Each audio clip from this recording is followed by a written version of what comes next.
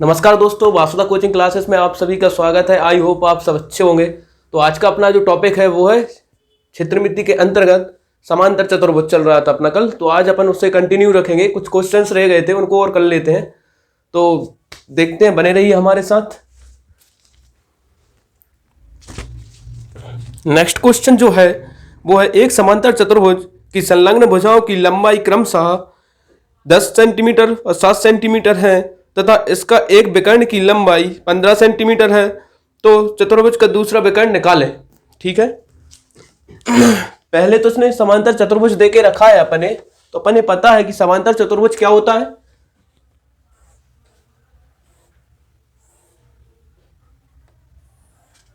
ये समांतर चतुर्भुज जिसकी संलग्न भुजाओं की लंबाई जो है 10 सेंटीमीटर है और ये 7 सेंटीमीटर है।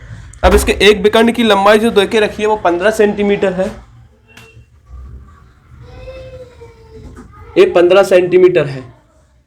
तो हमारे जो ज्ञात करने के लिए दिया गया है वो क्या है, दूसरा विकर्ण जो है वो हमें फाइंड करना है। ठीक है, उसने अपन ने देके रखा है एक समांतर चतुर्भुज जिसकी संलग्न भुजाओं की लंबाई 10 सेंटीमीटर व 7 सेंटीमीटर है तथा इसका एक विकर्ण 15 सेंटीमीटर है। तो इसके दूसरे विकर्ण की जो लंबाई है उसे निकालना है या फाइंड करना है। तो ऐसे अपने पता है कि इसके निकालने के लिए देखो, ये पहली बात तो 90 डिग्री पर नहीं काटते, क्योंकि ये समचतुर्भुज में काटेंगे, आगे देखेंगे अपन।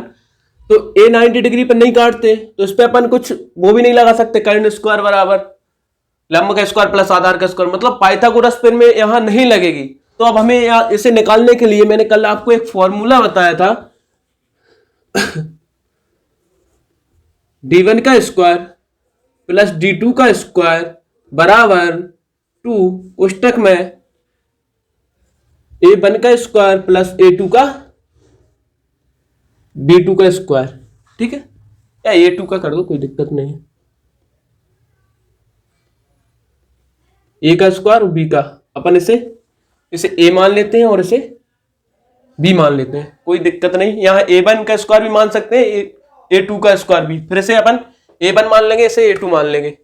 तो अपन देखते हैं यहाँ d क्या है, यहाँ d बराबर विकर्ण है। एक बार d1 पहला विकर्ण, d2 द्वितीय विकर्ण बराबर a पहली भुजा और b दूसरी भुजा। तो जैसी वैल्यू पुट करते हैं अपन, d1 का स्क्वायर अपन ने देके रखा है, d की वैल्यू 15 का स्क्वायर प्लस d2 का स्क्वायर जो अपन ने फाइंड करना है 2, a का स्क्वायर अपन ने पता है 10 का स्क्वायर प्लस b का स्क्वायर 7 है, 7 का स्क्वायर, क्योंकि इसके सामने की भुजा समान होगी, इसके सामने की a होगी और 7 सेंटीमीटर। ठीक है, तो इसको अपन जैसे करते हैं 15 15 225 प्लस d2 का स्क्वायर इक्वल टू 2, इसमें 10 का स्क्वायर 100 प्लस 49। तो ये कितना हो जाएगा, 225 प्लस d2 का स्क्वायर इक्वल टू 149, 2 इंटू कोष्टक खोलेंगे तो 149। अब इसको करते हैं, स्टेप बढ़ जाएंगे, मैं यहीं कर देता हूं। तो ये कितना हो जाएगा 298, 298 माइनस 225। अब इसमें से d2 का स्क्वायर बराबर क्या हो जाएगा 3 7 73, तो रूट के 73। तो d2 तब अपने पास आ गया द्वितीय विकर्ण या दूसरा विकर्ण d2 बराबर रूट 73। अपने पता है 73 रूट में से निकलेगा ही नहीं, तो इसका क्या आ जाएगा, जो इसकी लंबाई है रूट 73 सेंटीमीटर, क्योंकि एक इसमें चल रही है इकाई, सेंटीमीटर में चल रही ना इकाई, तो सेंटीमीटर। ठीक है फ्रेंड्स, आपको समझ में आया होगा। नहीं आता तो एक बार और देख लें। तो देखो एक बार और, d1 का स्क्वायर प्लस d2 का स्क्वायर, मतलब पहला विकर्ण का स्क्वायर प्लस द्वितीय विकर्ण का स्क्वायर 2 इंटू कोष्टक में पहली भुजा का स्क्वायर प्लस द्वितीय भुजा का स्क्वायर। तो जैसी वैल्यू पुट करते हैं तो पहला विकर्ण अपन ने देके रखा, इसने 15 सेंटीमीटर, 15 225। दूसरा विकर्ण नहीं देके रखा तो दूसरा विकर्ण की ज्यों का त्यों रखेंगे अपन, d2 इज इक्वल टू 2 कोष्टक में पहली भुजा 10 तो 10 का स्क्वायर 100 और दूसरी भुजा 7 तो 7 का स्क्वायर 49, 7 49। तो 225 plus d2 is equal to d2 का square is equal to 2 into 149 तो 149 तो 298 माइनस 225 जैसे ही करेंगे तो 73 आएगा, 5 3 8 7। ठीक है, यहां से स्क्वायर हटाएंगे तो यहां जाके क्या चढ़ेगा, रूट चढ़ेगा। आई होप आपको समझ में आया होगा। नेक्स्ट क्वेश्चन करते हैं।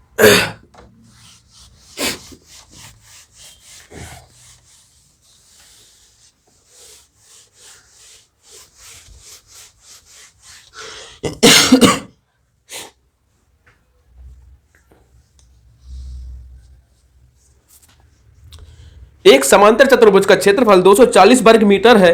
यदि इसके विपरीत भुजाओं की दूरी, बीच की दूरी 16 मीटर और 15 मीटर है तो इसकी भुजाओं की माप बताएं। ठीक है, करते हैं अब अपन। इसमें अपन ने देके रखा है समांतर चतुर्भुज। समांतर चतुर्भुज देके रखा है। समांतर चतुर्भुज क्या, जिसके कोण 90 डिग्री पर नहीं काटेंगे और जिसके आमने सामने की भुजाएं क्या होंगी, बराबर होंगी। इसका क्षेत्रफल देके रखा है 240 वर्ग मीटर। यदि इसके विपरीत भुजाओं के बीच की दूरी, देखो इसके विपरीत भुजाओं की दूरी, एक तो ए देके रखी अपने पास 16 सेंटीमीटर और एक ये देख के रखी, इसे 15 कर लो क्योंकि छोटी दिख रही है, इसे 16 कह लो, 16 सेंटीमीटर। तो इसकी भुजाओं की माप बताएं। अब इसकी भुजाएं बताना है अपने, भुजाएं मतलब दोनों भुजाएं बताना है अपने कौन कौन सी, और इसी के अकॉर्डिंग बताएंगे अपन। तो देखें, अपने पता है कि समांतर चतुर्भुज का जो क्षेत्रफल होता है वो क्या होता है, समांतर चतुर्भुज का जो क्षेत्रफल होता है, समांतर चतुर्भुज का जो क्षेत्रफल होता है वो होता है भुजा इंटू भुजा पर डाले गए लंब की लंबाई, भुजा पर डाले गए लंब की लंबाई या आधार इंटू ऊंचाई, कुछ भी बोल सकते हैं, कोई दिक्कत नहीं है। तो अपन समांतर चतुर्भुज का क्षेत्रफल देके रखा है इसने। देखो पहली बात तो इसने अपने इसकी भुजाएं नहीं दी और अपने भुजाएं की लंबाई ही पूछी है अपने से। तो अपन क्या करें, यहां मान ले कुछ, माना चतुर्भुज की भुजाएं जो है की भुजाएं x बाय है, तो इसे अपन x मान लेते हैं और इसे y मान लेते हैं। तो a भी x हो जाएगी, a y हो जाएगी, क्योंकि दोनों समान होंगी। तो समांतर चतुर्भुज का क्षेत्रफल रखते हैं जैसे 240 वर्ग मीटर, 240 वर्ग मीटर इज इक्वल टू भुजा, अपन इसको रख ले पहले, x इंटू भुजा पर डाले गए लंब, इसकी लंबाई कितनी है x, इस पर डाले गए लंब की लंबाई 15 सेंटीमीटर। ठीक है, तो जैसे ही अपन इसको करेंगे 15 एकम 15, 15 छिक्का 90, तो 16 मीटर है, 16 मीटर स्क्वायर। तो मीटर स्क्वायर से मीटर का स्क्वायर कैंसिल, तो x बराबर आ जाएगा 16 मीटर। ठीक है, ये अपने पास x की वैल्यू निकल आई है, 16 मीटर है। अब एक बार अपने दोनों भुजाओं की चाहिए, तो दोनों भुजाओं के लिए फिर अपने पास देके रखिए, इसकी लंबाई देके रखी है बाय, और ये भी है अपने पास, तो फिर वही रखते हैं। समांतर चतुर्भुज का क्षेत्रफल जो होता है क्या होता है, 240 वर्ग metre is equal to by, क्योंकि भुजा अपने बाय ही ज्ञात करनी है। बाय पर डाले गए लंबे की लंबाई जो है 16 मीटर है,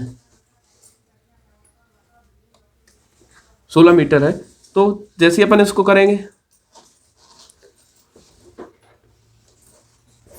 16 एकम 16, 16 पंजे 80, तो बाय बराबर आ जाएगा अपना 5 मीटर। तब इसकी भुजाएं, देखो पहले क्या देके रखा था अपने पास,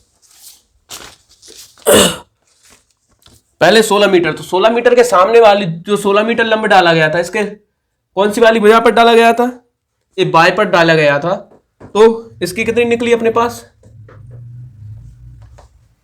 15 निकली ना, बाय पर डाला गया था। तब इसकी भुजाएं 15 मीटर, और दूसरा किस पर डाला गया था, एक्स पर, तो 16 मीटर है।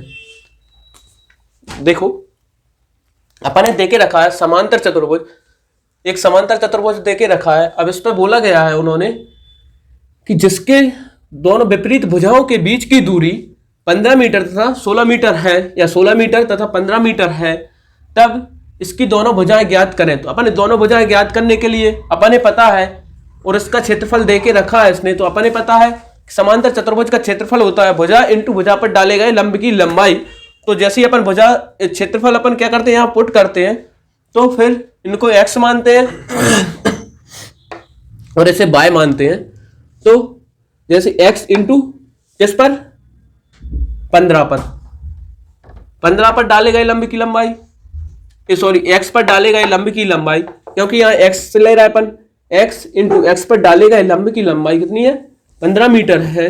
तो जैसे ही काटेंगे तो x की वैल्यू क्या आ जाएगी अपने पास, 16 मीटर।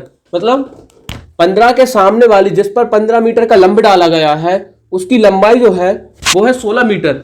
और तथा दूसरी भुजा ज्ञात करने के लिए फिर हम वही वैल्यू पुट करेंगे, 240 metre is equal to y into 16 metre. तो 16 मीटर जैसे ही करेंगे तो 16 से 140 में भाग देंगे तो कितना आएगा, 15 मीटर।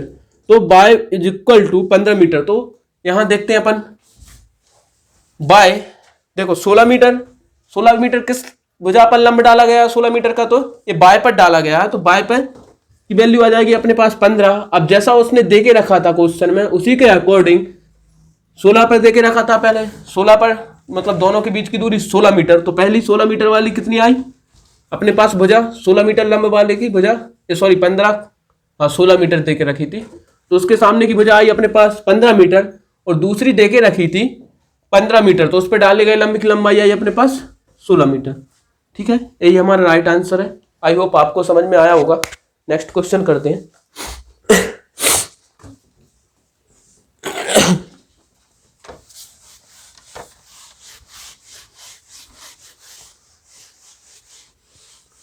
क्वेश्चन आपका कोई सा भी नहीं छूटेगा, टेंशन मत लेना, पूरा सिलेबस कराया जाएगा, क्वेश्चन कहीं से भी आ जाए।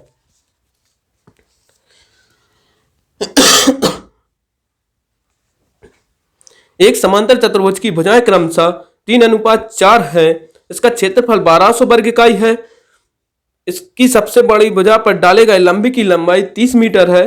तो इसका परिमाप बताएं। अब अपन ने क्या देके रखा, इसने पहले ही बोल दिया समांतर चतुर्भुज। तो समांतर चतुर्भुज अपन ने पता है जिसके कोण 90 डिग्री पर नहीं काटते और आमने सामने की भुजाएं समांतर होते हुए बराबर होती हैं। तो इनकी जो भुजाएं की जो लंबाई दी है वो 3:4 है। तो इसे 3x मान लेते हैं, इसे 4x मान लेते हैं। तथा इसका क्षेत्रफल जो है वो 1200 वर्ग इकाई है। सबसे बड़ी भुजा पर डाले गए लंबी की लंबाई 30 मीटर। सबसे बड़ी भुजा अपन दिख रही है इसमें, तो 30 मीटर है।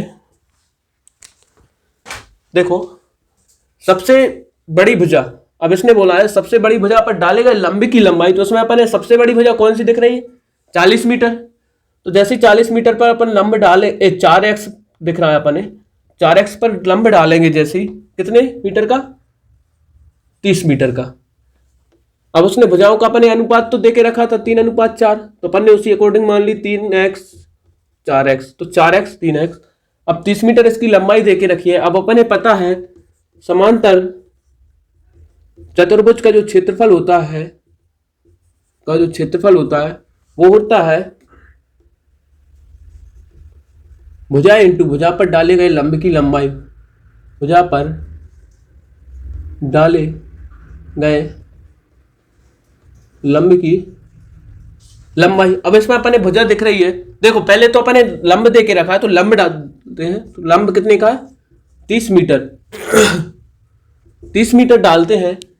और इस पे जो मतलब जो जिस भुजा पर डाला गया वो सबसे बड़ी भुजा पर डाला गया, तो वो क्या है सबसे बड़ी भुजा 4x है। और इसका क्षेत्रफल जो है 1200 वर्ग इकाई है, ठीक है। चलती है 12 तो आ गई 10, x की वैल्यू अपने पास क्या आ गई 10 आ गई। जैसे समांतर चतुर्भुज का क्षेत्रफल रखा 1200 वर्ग इकाई is equal to 4x into 30, तो इसे जैसे काटा तो x की वैल्यू क्या आ गई अपने पास 10 आ गई। अब अपने पास x की वैल्यू 10 आ गई तो अपन क्या करें, इसमें पुट कर दे इसकी वैल्यू को, वैल्यू पुट करने पर,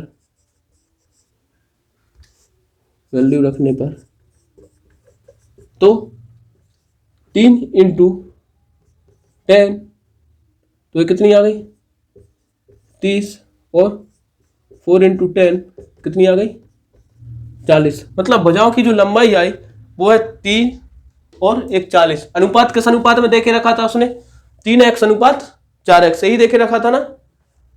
हाँ, तो भुजाओं की लंबाई भी जो है, तब भुजाओं की लंबाई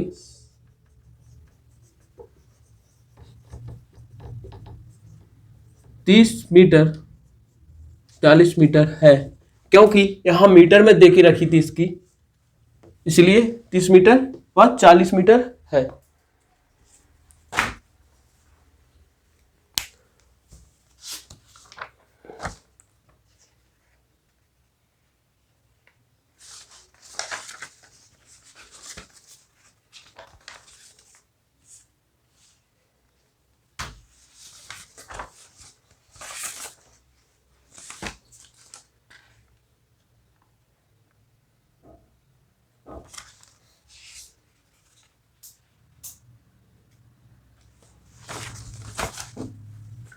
ठीक है, अब इसमें कोई सा क्वेश्चन नहीं बचा, यदि मिलेगा तो मैं आपको आगे बताऊंगा।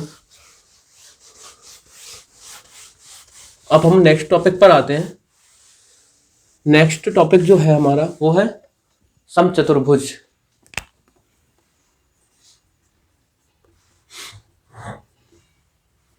सम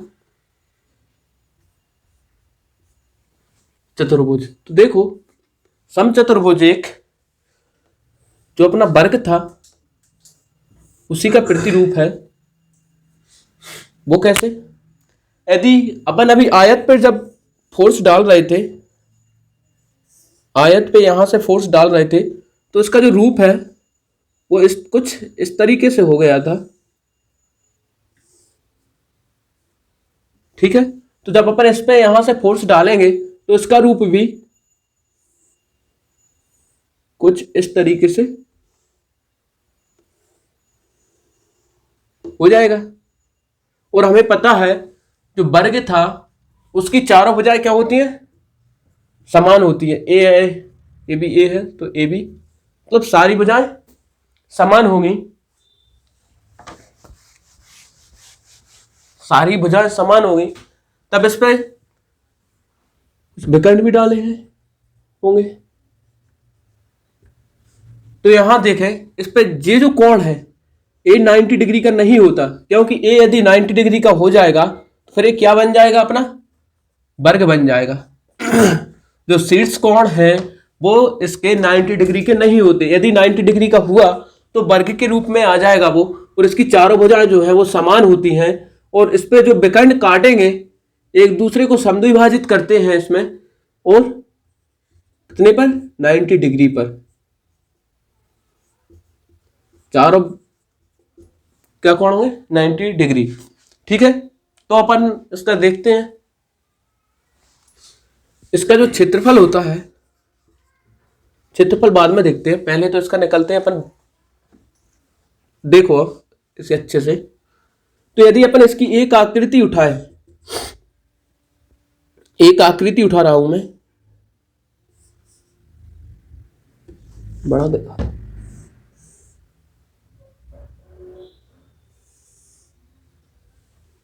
तो ये तो 90 डिग्री है क्योंकि यहां से उठाई है मैंने, और ए है, और अपन ने इस विकर्ण को माना है D1, और इसको माना है अपन ने D2। इसको D1 माना है और इसको D2 माना है। तो देखते हैं नेक्स्ट आकृति में क्या होता है इसका।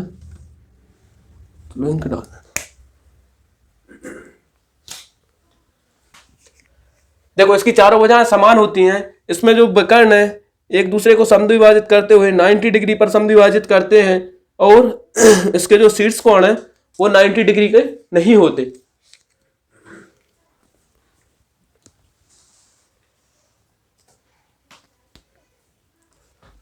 शीर्ष कोण है वो 90 डिग्री के नहीं होते।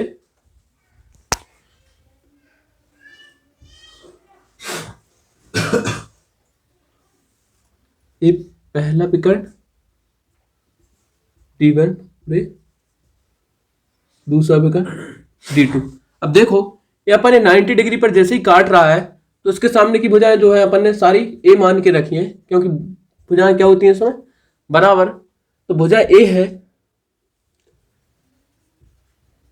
भुजा A, माना भुजा A, विकर्ण एक D1 और दूसरा D2। तो अब अपन देखें इसमें, तो जैसे इसको उसने बोल के रखा है दूसरे को समद्विभाजित करती हैं, तो ये D1/2 हो जाएगा और ये D1/2, क्योंकि इसने दो भागों में समद्विभाजित कर दी, मतलब समान दो भागों में विभाजित कर दिया, और इसका D2/2 और ये भी D2/2। अब देखते हैं, तो इसमें तो अपन ने जैसी उठाई तो ये तो सामने की भुजा आ गई। अब इसमें D2/2 और ये D1/2, ठीक है ना, क्योंकि अपन ने एक आकृति उठाई है, ये चार भागों में बटा है ना, तो उसमें से अपन ने एक ही आकृति उठाई है।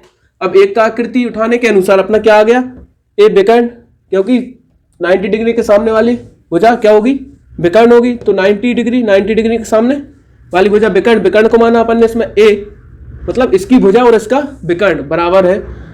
तो अब जे जैसे निकालते हैं तो D2/2, तो D2/2 और दूसरी भुजा D1/2, तो D1/2। तब विकर्ण निकालने के लिए जैसे अपन पाइथागोरस प्रमेय लगाएंगे, विकर्ण का स्क्वायर इज इक्वल टू लंब का स्क्वायर प्लस आधार का स्क्वायर।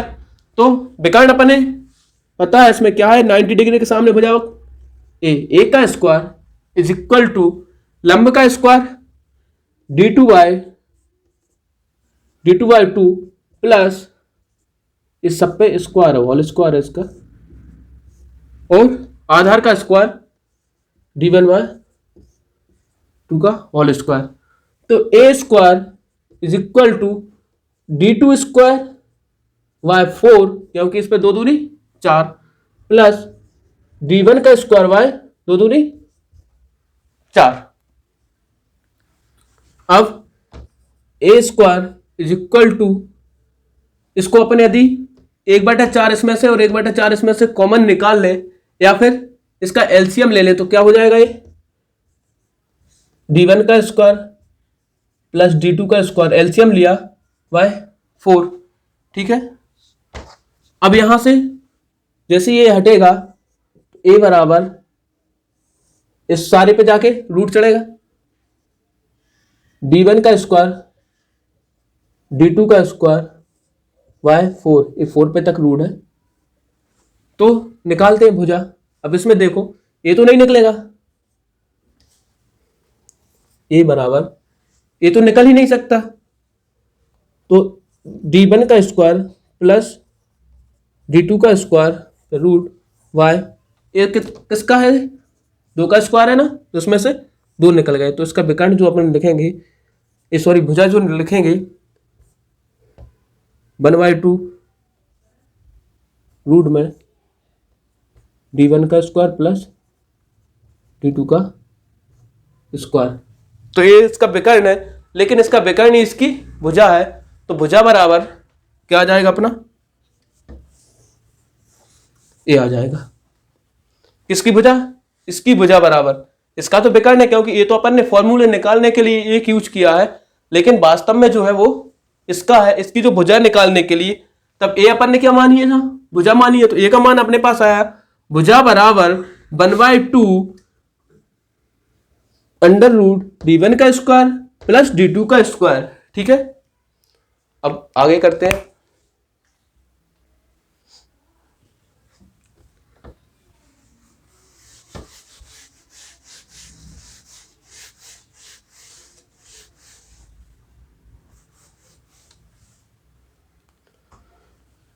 अब देखो इसका जो क्षेत्रफल होता है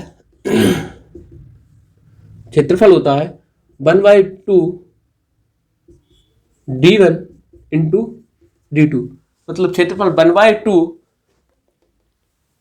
पहला विकर्ण इंटू दूसरा विकर्ण, क्या होगा, इसका क्षेत्रफल होगा, या फिर इसमें अपन इस पे लंब दे दे, इस पे जो लंब दे दे तो फिर क्या हो जाएगा अपना, या फिर a इंटू लंब मतलब ऊंचाई। ठीक, मतलब इसका भी समांतर चतुर्भुज जैसा यदि इसने दे दिया समचतुर्भुज बोल के कि इसकी एक प्रत्येक भुजा की जो माप है वो a है, और इसकी जो बीच की दूरी है विपरीत भुजा से बीच की दूरी है जो वो कितनी है, h है, तो इसका क्षेत्रफल क्या होगा, तो क्षेत्रफल a मतलब भुजा इंटू बीच की दूरी क्या है, a इंटू h, दोनों तरीके से कर सकते हैं। एक बात ध्यान रखना इसमें, मतलब एक दूसरे को 90 डिग्री पर समद्विभाजित करते हैं।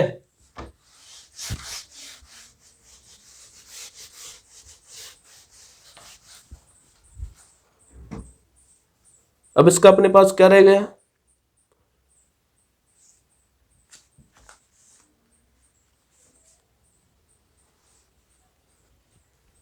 विकर्ण, हाँ यदि विकर्ण की लंबाई पूछे तो फिर क्या है, एक विकर्ण अपने पास भुजाएं दे दे, क्योंकि एक भुजा दे दी तो अपने पास सारी भुजाएं दे दी उसने, क्योंकि समचतुर्भुज है जिसकी चारों भुजाएं जो है वो समान होती हैं, और एक विकर्ण दे दे तो अपने पास क्या पूछे, वो दूसरा विकर्ण पूछे। मान लो एक विकर्ण दे दिया इसने, ए है, ए बी ए, एक विकर्ण इसने दे दिया d1, और दूसरा विकर्ण जो है अपन ने ज्ञात करना है, तो उसके लिए क्या, वही फॉर्मूला सेम उसी जैसा, क्या था उसका, d1 का स्क्वायर प्लस d2 का स्क्वायर, मीन्स पहले विकर्ण का स्क्वायर प्लस दूसरे विकर्ण का स्क्वायर इज इक्वल टू 2। अब यहां क्या है, पहली भुजा का स्क्वायर तो a का स्क्वायर प्लस दूसरी भुजा का स्क्वायर, दूसरी भुजा भी a है तो अपन यहां a पुट कर दें, कोई दिक्कत तो नहीं, तो ये क्या हो जाएगा, d1 का स्क्वायर प्लस d2 का स्क्वायर इज इक्वल टू, अब ये क्या हो जाएगा, a square plus a square, तो क्या हो गया 2a स्क्वायर, तो d1 का स्क्वायर प्लस d2 का स्क्वायर बराबर 2 दूनी 4a स्क्वायर। ठीक है ना, पहले विकर्ण का वर्ग तथा दूसरे विकर्ण का वर्ग का योग ही इसकी भुजा के वर्ग का 4 गुना के बराबर होती है। ठीक है फ्रेंड्स, मिलते हैं नेक्स्ट क्लास में। आई होप कि आपको समझ में आया होगा। इससे पहले सारी वीडियो जो है उन्हें देख ले और ज़्यादा से ज़्यादा शेयर करें ताकि ये ज़रूरतमंद लोगों तक पहुंच सके। तब तक के लिए बाय बाय, टेक केयर, धन्यवाद।